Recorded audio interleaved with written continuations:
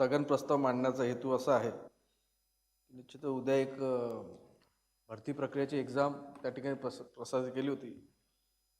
भरतीला तसा विरोध नव्हता, पण भरती नवी मुंबई महापालिकेची परीक्षा प्रत्येक जिल्ह्यामध्ये ठेवलेली.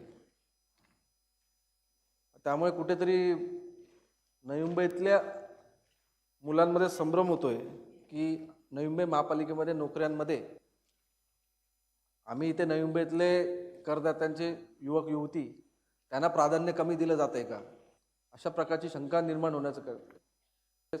एकंदरीत सगळ्यांचाच विरोध महाराष्ट्रभर या परीक्षा घेण्याबाबतीत त्या ठिकाणी एकमुखाने तो विरोध आहे. नवी मुंबईत राहणाऱ्या प्रकल्पग्रस्तांना प्राधान्यक्रम देण्याच्या हिशोबाने उद्दिष्टाने आपण नियमावली तयार करतोय. तर माझी विनंती आहे की तोपर्यंत आपण या भरती प्रक्रियेला तात्पुरती स्थगिती द्यावी आणि नवीन भरती नियमावली झाल्यानंतर पुढील नियमित भरती प्रक्रिया राबवावी. 24 तास आहेत, आपण कळवू शकतो. आणि त्या ठिकाणी फॉर्ममध्ये लिहिण्यात आलेलं आहे की परीक्षा कुठल्याही कारणास्तव रद्द करण्यात येऊ शकते, बदल करण्यात येऊ शकतो. आहे तो आपला नियुक्ती प्राधिकरणाचा आहे.